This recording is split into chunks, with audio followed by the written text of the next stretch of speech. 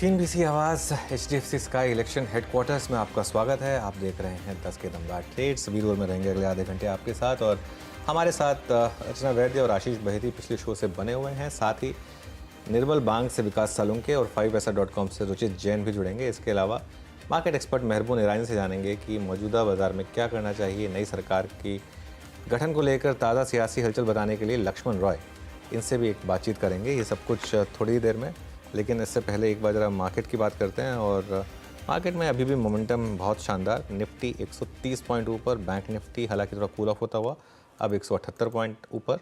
लेकिन आज की कहानी है मिड कैप्स में। मिड कैप इंडेक्स 2% ऊपर इस समय ट्रेड करता हुआ। एडवांस डिक्लाइन 9:1 का। Stock of the day BHEL 15% ऊपर अब। उसके अलावा PFC, REC, Hindustan Aeronautics, Concor, GAIL, Exide, India Cement, BEL, Hindustan Copper, GMR Airports, IEX, कम से कम 15 FNO स्टॉक्स जो 5% या उससे ज़्यादा ऊपर हैं। चलिए अभी काम करते हैं, यहाँ से ट्रेड्स पिक करना शुरू करते हैं। हमारे साथ चार मेहमान हैं इस वक्त। विकास सालुंके फ्रेश प्रोस्पेक्टिव लेके, रुचित जैन 5paisa.com से, और रचना वैद्य, आशीष बहेती जी पिछले कार्यक्रम से इस कार्यक्रम में भी हैं। आप सभी को नमस्कार, कार्यक्रम में स्वागत है। रुचित, आपका पहला ट्रेड इस वक्त का, मतलब 2 ट्रेड्स क्या पिक कर रहे हैं आप? नमस्ते वीरेंद्र, वेरी गुड मॉर्निंग सभी को नमस्कार। 2 स्टॉक्स है खरीदारी साइड। एक सबसे पहला पिक मेरा UPL में रहेगा, जहाँ पे हमने पिछले कुछ दिनों में कंसोलिडेशन देखा, और कंसोलिडेशन में जो हाई बना था उसका ब्रेकआउट आज के ट्रेडिंग सेशन में स्टॉक में आया है। RSI में भी पॉजिटिव क्रॉस ओवर है, तो यहाँ पे 525 के स्टॉप लॉस से खरीदारी करने की सलाह रहेगी 565 के अराउंड के टारगेट्स के लिए। और चोलामंडलम इन्वेस्टमेंट, ये मेरा सेकंड पिक रहेगा, जहाँ पे हम काफी अच्छा स्ट्रक्चर्स देख रहे हैं कि जो भी प्राइस वाइज करेक्शंस हुए उसमें कोई बड़े वॉल्यूम बेस्ड सेलिंग हमने नहीं देखी, और जब प्राइस जब ऊपर जा रहे हैं तो वापस से नो प्रीवियस हाइस क्रॉस करने के ब्रेकआउट के वर्ज पर है। RSI भी यहाँ पे भी पॉजिटिव मोमेंटम इंडिकेट कर रहे हैं, तो यहाँ पे 1260 के स्टॉप लॉस से खरीदारी करें और 1440 के अराउंड के टारगेट्स एक्सपेक्ट करें। ओके, तो ये हो गई इस समय रुचित की कॉल्स। अब चलते हैं विकास के पास। विकास जी, गुड मॉर्निंग। आपकी 2 ट्रेड्स। मेरा पहला रहेगा आरती इंडस्ट्री। आरती इंडस्ट्री में यहाँ पे वापस एक अपमूव देखने मिल रहा है। जिस हिसाब से लास्ट 2 ट्रेडिंग सेशन में जो डाउनफॉल देखने मिला था, वहां से वापस ये 633 के ऊपर ट्रेड करते हुए देखने मिल रहा है। तो आरती इंडस्ट्री यहाँ पे बाय रहेगा। ऊपर में जो टारगेट निकल के आ रहे हैं वो 670 के आसपास के। नीचे में स्टॉप लॉस आज का जो ओपन है 626 के आसपास का, तो 226 का स्टॉप लॉस लगा के यहाँ पे आरती इंडस्ट्री को बाय करना है। दूसरा मेरा काउंटर रहेगा हुडको। हुडको में मुझे लगता है कि एक अच्छा अपमूव यहाँ पे देखने मिल सकता है। ऊपर में वापस 272 274 के टारगेट यहाँ पे वापस रिटेस्ट हो सकते हैं। नीचे में जो स्टॉप लॉस देखने मिलेगा वो डाउन साइड में 248 के आसपास का है। तो मुझे लगता है यहाँ से एक अपमूव यहाँ पे देखने मिल सकता है। तो ये इस समय हुडको पे एक पिक हो गई। अब चलते हैं रचना जी के पास। रचना जी, आपकी फ्रेश 2 ट्रेड्स इस समय की। फ्रेश कॉल रहेगी IRCTC और एक कॉल रहेगी ITC। पहले ITC की बात करते हैं। ITC के फ्यूचर्स जो है 436 के करीब है। अगर हम यहाँ पे 432 का एसएल लगा पाए और इसको अगर लॉन्ग कर पाए तो ऊपर वाली साइड पे ये काउंटर 440 या 46 की तरफ जा सकता है। सो ITC futures is a long, and similarly IRCTC futures is also long. और यहाँ पे 975 का प्राइस है। अगर हम 955 का एसएल लगा है तो ऊपर वाली साइड पे हमारे 1000 रुपीज का टारगेट हो सकता है। 1000 के बाद 1020। ओके, ये ट्रेड है रचना जी के। आशीष बहेती जी, आप क्या ट्रेड पिक करेंगे? पूरे रियलिटी सेक्टर में काफ़ी अच्छा मोमेंटम देखने मिल रहा है। स्पेसिफिकली कैश वाले जो रियलिटी स्टॉक्स है, लोडा, प्रेस्टीज, ब्रिगेड, इनमें 5 से 8% तक के मोमेंटम देखने मिल रहा है। ओवरऑल रियलिटी में खरीदारी की सलाह रहेगी, जिस हिसाब से वापस ओवरऑल अपने ऑल टाइम हाई के काफ़ी पास आ चुका है। हमें लग रहा है ये शायद आज या कल तक में अपना ऑल टाइम हाई वापस रीगेन करता हुआ देखने मिल सकता है। तो 1865 का स्टॉप लॉस लगाकर खरीदारी की सलाह रहेगी। 1865 का स्टॉप लॉस। जो टारगेट्स है 1940 और 1975 तक के टारगेट्स के लिए इसमें खरीदारी की जा सकती है। दूसरा जो स्टॉक हमें अच्छा लग रहा है वो GNFC है। इसका भी सेटअप काफ़ी अच्छा है और स्टॉक नीचे से एक बेस बनाकर अब वापस बाउंस बैक दे रहा है, तो इसमें खरीदारी की जा सकती है। जो स्टॉप लॉस इसमें मेंटेन करना है वो 630 रुपए का, 655 का पहला टारगेट एंड 665 665 के दूसरे टारगेट के लिए इसमें खरीदारी की सलाह है। ओके, चलिए कुछ और ट्रेड्स लेंगे, आपके साथ आ रहे हैं उसके लिए। लेकिन पहले एक काम करते हैं। अब मोदी सरकार 3.0 की जो तैयारियां शुरू हो गई हैं, एक बार दिल्ली चला जाए। एनडीए की बैठक में कल प्राइम मिनिस्टर नरेंद्र मोदी को एक यूनानिमसली नेता चुना गया। सभी सहयोगी ने अपना समर्थन पत्र सौंप दिया है। इस सरकार की गठन से लेकर जो भी चीज़ें हैं उनके लिए हमारे ब्यूरो चीफ और economic policy editor Lakshman Roy जुड़ गए हैं, उनसे जान लेते हैं। लक्ष्मण जी, क्या क्या फ्रेश डेवलपमेंट हुई है, क्योंकि काफ़ी न्यूज़ फ्लो आ रहा है वो स्पेशली चंद्रबाबू नायडू को लेकर, डेवलपमेंट्स क्या कह रही हैं? देखिए, दरअसल ये है कि चंद्रबाबू नायडू ने जब कल दिल्ली में थे तो उन्होंने प्रधानमंत्री से रिक्वेस्ट किया था, न्योता दिया था कि हमारे यहाँ जब शपथ ग्रहण हो तो वहाँ पे आप हमारे शपथ ग्रहण समारोह में आइए। तो मुझे जो सूत्रों से जानकारी मिली उसके मुताबिक प्रधानमंत्री ने इस न्योते को स्वीकार कर लिया, लेकिन इसमें दिक्कत ये आ गई कि केंद्र सरकार का जो शपथ ग्रहण है वो भी 8 को होना है और 9 तक हलचल यहाँ पे रहेगी, और 9 को होना था आंध्र प्रदेश में शपथ ग्रहण। तो अंत में ये निर्णय लिया गया कि आंध्र प्रदेश के शपथ ग्रहण को टाल दिया जाए, और टाल करके अब उसको 12 करने की संभावना काफ़ी हद तक बन गई है। तो हालांकि औपचारिक ऐलान होना बाकी है। ये भी एक दर्शाता है, एक कह सकते हैं कि सहयोगी दलों के बीच में आपसी तालमेल कि प्रधानमंत्री को आना है तो अपने यहाँ का शपथ ग्रहण टाला जा रहा है। और वैसे इन सब के अलावा बहुत सारी हलचलें दिल्ली में चल रही हैं। आज सुबह से ही भाजपा के नेताओं की एक महत्वपूर्ण बैठक कुछ देर बाद भाजपा के अध्यक्ष जेपी नड्डा के आवास पर होनी है, और इसके अलावा जो 2-3 बड़े नेता हैं भाजपा के, वो सहयोगी दलों से लगातार बातचीत का सिलसिला शुरू कर रहे हैं। उनकी क्या इच्छाएं हैं, हम क्या कर सकते हैं, इस पर बातचीत चल रही है। तो अगले 24 से 48 घंटे बिल्कुल काफ़ी गहमा गहमी वाला रहना है। लेकिन मैं यही कहूँगा अनुसार आपके जरिए कि दर्शकों को अफवाहों पर नहीं जाना है, CNBC आवाज़ देखते रहिए, जो बिल्कुल सटीक पॉलिटिकल डेवलपमेंट होगा वो मैं आप तक पहुँचाऊँगा। ये खैर हम आपकी बात मानते हैं इस चीज़ को। तो लक्ष्मण जी, कुछ निकल कर आया है कि क्या मिनिस्ट्रीज़ को लेकर, स्पीकर पोस्ट को लेकर क्या नेगोशिएशंस चल रही हैं? देखिए, यहाँ पे दरअसल 2 बातें हैं। एक अभी क्या डिमांड की है, और दूसरी बात है स्वाभाविक दावेदारी क्या बनती है। तो इसमें एक तालमेल बैठाने की कोशिश की जा रही है। जो TDP है उस पर सबसे ज़्यादा नज़रें टिकी हुई हैं। समझा ये जा रहा है कि TDP ने 3 से 4 कैबिनेट मंत्री का पद चाहती है और MOS चाहती है। अब इसके अलावा इसमें लोकसभा स्पीकर का पद भी TDP चाहती कि हमारे पास आए। इसके पीछे वजह यह है कि जब वाजपेयी सरकार थी तब भी लोकसभा स्पीकर का पद उनके पास था। लोकसभा स्पीकर का पद अपने पास रखने से एक कह सकते हैं एज मिल जाता है सहयोगी दलों को, चूँकि महत्वपूर्ण बिल को पारित कराना हो, कभी अविश्वास प्रस्ताव या कोई वोटिंग हो रही है तो वहाँ पर इनकी भूमिका काफ़ी महत्वपूर्ण हो जाती है। कन्वेनर के NDA कन्वेनर के तौर पर भी एक महत्वपूर्ण पोस्ट होता है, वो भी TDP JDU इस पर नज़र बनाए हुए हैं। तो TDP की तरफ से मुझे लगता है कि MOS फाइनेंस पर एक जोर रहेगा, जो संभावना जताई जा रही है, जो अटकलें हैं। IT मिनिस्ट्री पर TDP क्या जोर रहेगा, और JDU दूसरा से घटक दल है जहां पे नजरें हैं। तो JDU का जोर रहेगा कि रेल मंत्रालय जैसा कोई एक मंत्रालय हमारे पास आ जाए, चूंकि इससे एक लोकप्रिय कदम उठा करके एक लोकप्रियता पाई जा सकती है। इस पर फोकस रहेगा। जो टॉप के 4 मंत्रालय हैं उसके साथ कोई समझौता होगा, मुझे इसकी संभावना कम दिख रही है। जो टॉप के 4 मंत्रालय, जो बार बार मैं कहता हूं, विदेश मंत्रालय, गृह मंत्रालय, वित्त मंत्रालय और रक्षा मंत्रालय, अब बहुत ज़्यादा दबाव अगर बना तो रक्षा मंत्रालय के साथ समझौता हो सकता है। लेकिन सूत्र कह रहे हैं कि बीजेपी इतने भी कमजोर हालात में नहीं है कि रक्षा मंत्रालय या फिर टॉप के जो मंत्रालय जिसको CCS कहते हैं, कैबिनेट कमेटी ऑन सिक्योरिटी, उस मंत्रालय को साझा करना चाहे। तो जो बंटवारा होगा, जो एडिशनल चार्ज वाले जो मंत्रालय हैं उनको दे दिया जाएगा। बहुत हद तक कंप्रोमाइज़ करेगा तो रेल मंत्रालय तक आएगा। बाकी फूड मिनिस्ट्री, स्टील मिनिस्ट्री, कपड़ा मंत्रालय, फूड प्रोसेसिंग मंत्रालय, ये सब सहयोगी खातों में ज़्यादा जाता हुआ दिखेगा। ओके लक्ष्मण जी, बहुत बहुत शुक्रिया। तो ये सारी की सारी खबरें हम तक पहुंचाने के लिए। चलिए अब कुछ ट्रेड्स और ले लेते हैं, उसके बाद हमारे अगले एक्सपर्ट भी हमारे साथ तैयार हैं। एक बार हिंदुस्तान एरोनॉटिक्स का चार्ट लेकर आइए। हैल अब 8% ऊपर हो चुका है। अगर रचना जी हैं हमारे साथ, रचना जी, हैल आपने काफ़ी अच्छे से ट्रैक किया, एक इस पर व्यू दीजिए, कोई व्यू बन रहा है क्या? पॉजिटिविटी है और फर्दर कंटिन्यू भी हो सकती है। ऊपर वाली साइड पे ये 4800 की तरफ जा सकता है।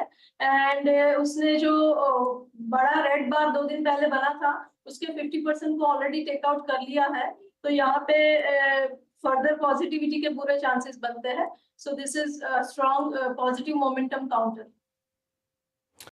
आशीष, वो अभी वोल्टास मेरे ख्याल से पिछले कार्यक्रम में पिक किया था आपने या फिर मानस ने, इट्स 1420 72। अब आपका व्यू क्या है यहाँ पर? एक बार डॉक्टर साहब वो कॉल का प्रीमियम भी लेके आइएगा।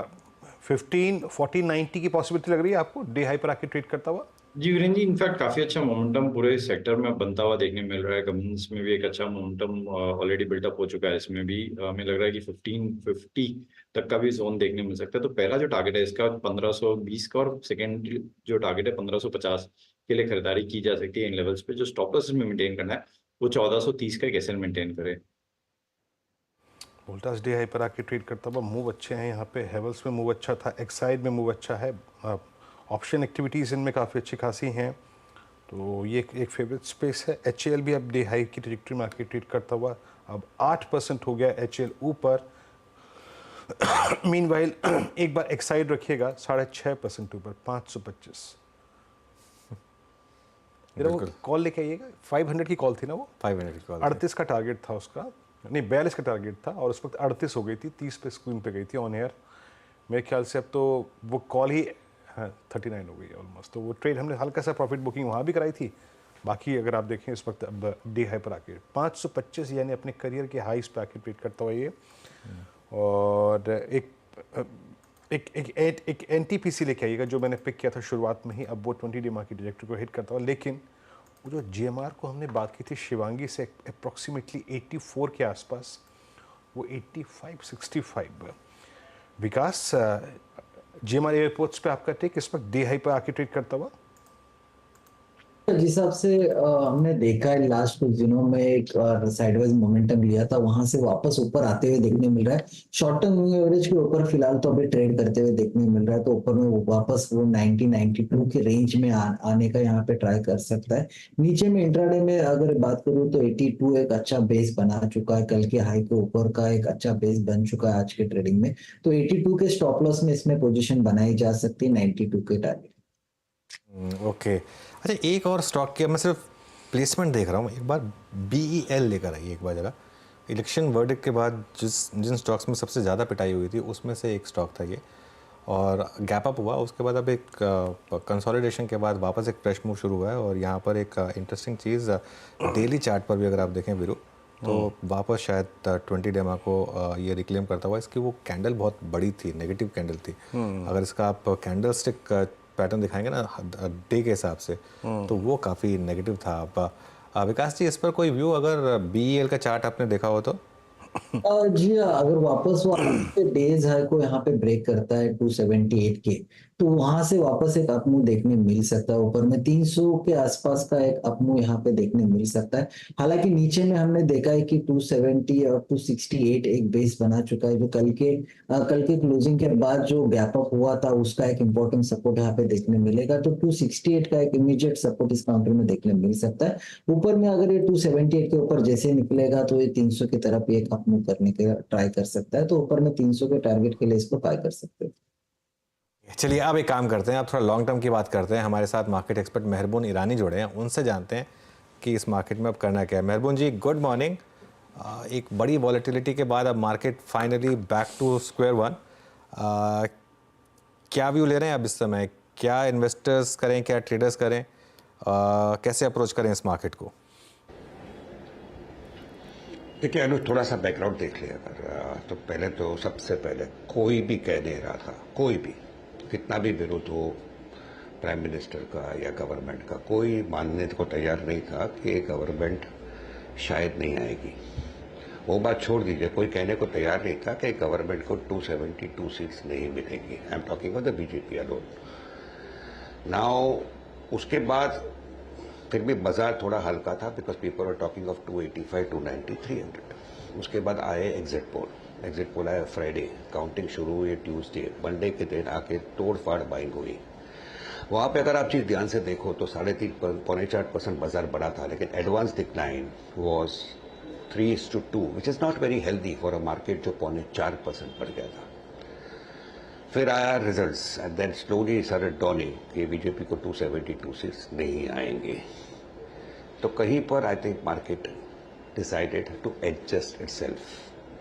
Now if you see the last few years of this government and the Indian markets and market man, जिसमें आप हम सब लोग शामिल हैं, कहीं पर मार्केट मैन इंडिया को एक कॉरपोरेट एंटिटी पकड़कर चल रहा था, जिसकी फंडामेंटल्स इंप्रूव हुई है, इम्प्रूव होते जा रही है, बेटर देन अदर मार्केट सब लोग कहते आ रहे हैं, और इसका प्रोमोटर बड़ा मजबूत था, पूरा विश्वास था कि जो भी हो प्रोमोटर इंडिया को आगे बढ़ाता जाएगा।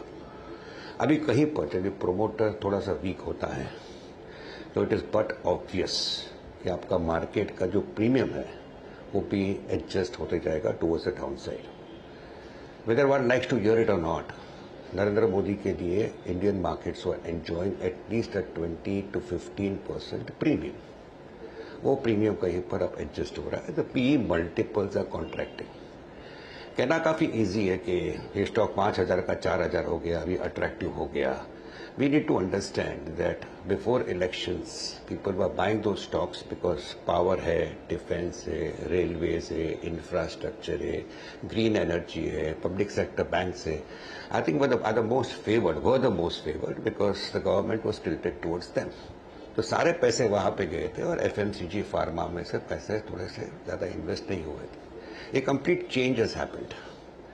तो मार्केट कल और आज क्यों बढ़ा? I personally believe it is a lot of impulse buying, जिसे मैं सेंटीमेंट बाइंग कहता हूँ। कहना कि 5 का 4 हो गया, 4,000 का वापस 4,500 होगा, तो that trader instinct still is in the market, जिसको मैं हिट एंड रन कहता हूँ। बाय करो, बढ़ गया बेचो। तो दैट ट्रेडर मेंटेलिटी जिसके पास है और काफी सारे लोगों के पास है, I think they can possibly use the sharp fall and the rally which we are seeing as an opportunity. अगर आप मुझे पूछे तो I still believe that the risk perception to India which could have increased post this verdict can impact multiples a little bit more. Fear de-rating जिसे मैं कहता हूँ in expensive spaces like capital goods, defense, railways, PSU space, ये और थोड़ा बढ़ सकता है। Somewhere I feel the markets ultimately अपना भगवान है, will adjust itself to lower multiples and will give a great opportunity to investors all over again.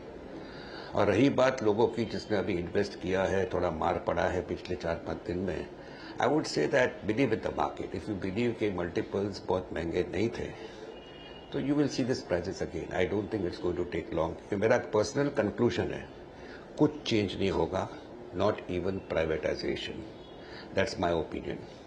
Half the trouble is coming from the so called pundits जो social media पे politics के बारे में लिखते जाते हैं, और some parts of the media which always has a biased view, who are going on stating things virtually every passing day. Ignore the noise. Believe in the markets. Your levels will come. And I personally believe nothing will change. The worry रहेगा कि government is much weaker than what we were used to over the last 10 years. मैं कहूँगा in short, a reality shock has been administered. Nothing more, nothing less. Let's keep a sense of perspective. बिल्कुल exactly मैं बोला, आपने अच्छे से इस बात को समझाया। अब वही आई मीन यही फियर कुछ सेक्टर्स पे जो स्प्रेड हो रहा था, for instance I mean railways, हाँ ठीक है मानते हैं, मगर आप देखें कुछ स्टॉक्स थोड़ा सा शार्प तरीके से ऊपर गए, but that was exactly that premium जो आप जिसकी बात कर रहे थे। अभी मैं बहुत सारे बास्केट्स थे, पहले मैं छेड़ता हूँ, जैसे पहले रेलवेज था, डिफेंस था। डिफेंस में आप इस बार मेहरबान BDL की अर्निंग्स को देखिए, आप मसगांव डॉक की अर्निंग्स को देखिए। डिफेंस आपको लगता है कि यहाँ से भी एक अपस्विंग के लिए तैयार है, स्पेशली जिस प्रकार के Q4 नंबर्स थे? एक प्राइस डैमेज आ गया, बट क्या ये प्राइस डैमेज इन स्टॉक्स को एक बार फिर से ऐड करने के लिए अच्छा है? वीरेंद्र जी, सबसे पहले मैं आपको कॉम्प्लीमेंट देना चाहूँगा, इसलिए कि आई थिंक 8-10 दिन पहले आई थिंक आपने मुझे FMCG स्टॉक्स के बारे में पूछा था। मेरा जवाब था कि मेरे पास 4 FMCG स्टॉक्स हैं, but not interested in adding. और कितने सही थे आप? I think FMCG index is at an all time high. 3-4 हफ्ते पहले आपने मुझे वाइट गुड्स के बारे में पूछा था, आई रिमेंबर वेरी वेल, और वो वाइट गुड्स के स्टॉक्स भी चले गए। तो अभी आप कुछ सवाल पूछते हो, मैं आपको ज़्यादा ध्यान से सुनता हूँ कि वो स्टॉक्स कैसे बढ़ेंगे कि नहीं। तभी डिफेंस स्टॉक्स आपने पूछा, तभी डिफेंस पे ध्यान देना पड़ेगा। बट मेरा पर्सनल मानना है, मजाक छोड़िए, I think on a serious note, कि defence stocks were at abnormally high valuations, abnormally high. वहाँ से थोड़े कॉन्ट्रैक्ट हुए, वैल्यूएशन जरूर हुआ है। तो 5,000 का 4,000 stock, I was referring to one of the defence stocks only. तो इसमें मेरा टॉप बैट रहेगा Mazagon Docks, Cochin Shipyard, Bharat Electronics, Bharat Dynamics and Hindustan Aeronautics. This would be my top 5 bets. रही बात आपके सवाल की, उसका सिंपल डिप्लोमेटिक आंसर नहीं है, प्रैक्टिकल आंसर है कि सारे स्टॉक्स इतने बढ़ गए थे कि आज 300, 305, 310 सीट के साथ बीजेपी गवर्नमेंट सरकार बनाती with their own 310 seats, I would से they should not have decline beyond a few percentage points. But अभी जब माइनॉरिटी गवर्नमेंट जैसे हो जाती है with alliance partners, this defence sector, और जब प्रधानमंत्री ने जो भाषण दिया अपने पार्टी वर्कर्स को कि make in India with consensus of the two main alliance partners, I think defense stocks will find its feet again. जितना मैं जानता हूँ from my contacts of some of the retired people in the Indian military space, I think these companies are doing exceedingly well. Question mark था valuations का, और जैसे मैंने अनुज जी को पहले भी पता है, ये जो रिस्क परसेप्शन मल्टीपल्स जो होता है वो कहीं पर एडजस्ट होते हैं। सो जो मल्टीपल जो 80, 70, 90 टाइम हो गए थे price multiple, I think somewhere it will contract and come to lower levels, maybe over the next 15, 30, 40 days, and they will again, according to me, go up again. ये मेरा personal मानना है। So yes, the answer is simple. जो high हम लोग ने देखा था वो हाई आएगा, maybe not immediately, but this is a space which is interesting, which will continue to do well as long as the man is in charge for the next 5 years with alliance partners. Stocks have become too expensive. They are correcting. 10%, 20% correction is a right level to buy. मेरा personal मानना है 20% is fairly decent for people to start buying. There are a lot of people who are left out completely from these defense stocks. I think जो correction हुआ था could be an opportunity to buy. But जब भी आप buy करते हो in this fluid environment, वहाँ पे अगला 1-2 वीक important रहने वाला है। एक बात ध्यान में रखिएगा कि whatever you are buying fresh, buy with conviction and be ready for another 5 to 7% downside. That downside, according to me, will be limited, will be for a temporary period, खास करके डिफेंस स्टॉक्स में। मेहरबान, personally फिर कोई 3-4 themes जो आप back करेंगे, 3-4 stocks जो आप बैक करेंगे यहाँ से बाय करने के लिए?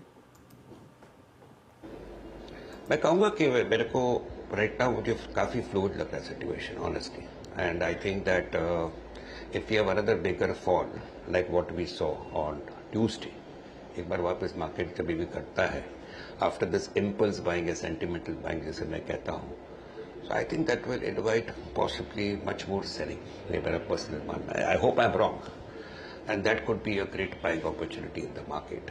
मेरा जो स्पेसिस जो फेवर्ड था, I think I am lying low right now, including railways, infrastructure, capital goods, defence, power. I think all this sectors have been going on sitting for time. This sectors के stocks have corrected the most. Somewhere अगर investor मानता है कि मैं investor हूँ, he can possibly go and bite into them. Otherwise, there are quite a few select mid caps here and there when one can go and buy, like an Angel one for that matter, Indigo है, MCX है, ये सारे थोड़े high beta mid cap stocks है. If you find them around 10% lower than where they were before election counting, I think you can go and start buying into them. But overall market के बारे में, I would allow this phase to pass for the next few days. थोड़ी सी stability दिखे, may be the risk perception multiples will contract a little bit further and a better buying opportunity will come over the next few days. ये मेरा personal. Meanwhile बात करते करते जरा एक बार मेहरबान से देखिए आप मार्केट्स को, और अभी पिछले लगभग 10 मिनट में लीड ली है, माफ कीजिएगा, रिलायंस ने और SBI ने। ये दो बैंकिंग स्टॉक, ये एक बैंकिंग स्टॉक फ्यूचर और एक आई थिंक इंडेक्स में हैवीवेट इटसेल्फ रिलायंस एक मूव जनरेट करता हुआ। नाउ इट्स 22,850 डे हाई पर, और बैंक निफ्टी 49,558, ये भी डे हाई पर। दैट मीन्स अब उस 500 अंकों के वर्टिकल में जा चुका है जो कि अब होल्ड करता है उसका हाईएस्ट जोन 50,000। मैं बोल एक और चीज़ इस बाज़ार में आई थिंक पैरेलली हो रही थी, आई मीन जिसने आई थिंक थोड़ा सा एक और स्पेस के बारे में हमें सोचने को मजबूर किया, वो था क्रूड 78 की ट्रेजेक्ट्री। इस बात को देखते हुए कि क्रूड ने काफ़ी समय से 82, 80, 78 की ट्रेजेक्ट्री को मेंटेन किया है, एक क्लास ऑफ स्टॉक्स हमारे जहन में आता है, वो है paint stocks, Berger Paints, Asian Paints, Pidilite. आपका व्यू इन स्टॉक्स पे इसमें, आप दिलचस्प हैं क्या इस थीम को खेलने के लिए? I would say, Virendra, I think Virendra ji, you're reading my mind. I think आज मॉर्निंग ही डिस्कस कर रहा था अपने एक अच्छे फ्रेंड के साथ। एक crude looks weak to be for some time to come, और अगर क्रूड वीक दिखता है तो obviously maybe even cement and tyres will provide possibly a good trading opportunity. साथ में जो रेट कट कल हो रहे हैं यूरोपियन बैंक सेंट्रल बैंक से, आज भी एक शायद हो सकता है, and we will talk of a US fed cutting rate soon. यहाँ पे बारिश का प्रोग्रेस पता चलेगा, expectation that budget will come. तो समवेयर अराउंड द लाइन पे मैंने अनुज को कहा कि और एक फॉल शायद आ सकता है जो इससे भी बड़ा होगा, शायद वो नहीं भी आएगा, because if you have a decent government in place, progress of monsoon is good, central banks abroad start cutting rates, US Fed के रेट कट्स की बात होती है, बॉन्ड यील्ड्स घटते हैं, आरबीआई क्या करेगा, बजट कैसा आएगा, फाइनेंस मिनिस्टर कौन बनेगा, whole lot of questions are there over the next 12-15 days. तो ये मार्केट में opportunities will keep on coming. और आपके पॉइंट पे ये तेल का भाव घटने से I think tyres, yes, even cement according to be could provide a decent trading opportunity from the bank sector. चलिए महबूब, बहुत बहुत शुक्रिया, आप इस कार्यक्रम में शामिल हुए, सभी सेक्टर्स पे अपना व्यू अपने हमसे शेयर किया, बहुत बहुत शुक्रिया। और मार्केट से डे हाई, दिन के सर्वोच्च दरों पे 22854। इतिहास के पन्नों में जब इन 3 दिनों को पढ़ा जाएगा तो सलामी दी जाएगी टेक्निकल एनालिस्ट की तरफ से। हाई था 23,335, उसके बाद लो लगा 200 डेमा का 21,281 और अब ट्रेड कर रहे हैं 22,858 पे। शानदार 4 दिन। अब चलते हैं सुमित के पास, हम तो थक गए, अब ये यहाँ से कमान संभालेंगे सुमित और दर्शकों के प्रश्नों के जवाब जुटाएंगे। ठीक है, मतलब सलामी ट्रेडर्स को नहीं, उन ट्रेडर को भी दी जाएगी जो बचे इस सर्वाइवल में, इस उठा-पटक के बीच में। मतलब जिस तरह से गिरावट आई, जिस तरह की तेजी आई, हर तरीके के मदड़ी तेजी सबको ही बाजार ने अपने तरीके से देखा है। और डे हाई पर एक बात है, इसमें जो ऑप्शन राइटर्स थे नेकेड, उनके लिए ये दौर बहुत भारी था और ये जख्म काफ़ी दिनों तक याद किया जाएगा। सच में फिलहाल डे हाई पर मार्केट है, लेकिन अब पता नहीं, जिस तरह की तेज़ी देखने को मिल रही है, ऐसा ना हो कि वापस हम 23,000 के ऊपर कहीं पहुंचते हुए दिखाई पड़े। लेकिन एक अच्छी तेज़ी मार्केट्स के अंदर आज फिर जारी है और आगे भी हम बातचीत करेंगे। राजेश जी हमारे साथ मौजूद है, राजेश सतपुते जी, उनसे हम चर्चा करेंगे आपके सवालों के जवाबों को लेकर भी और साथ ही साथ मार्केट्स पर भी। लेकिन पहले रुक कर लेते हैं हेडलाइंस का।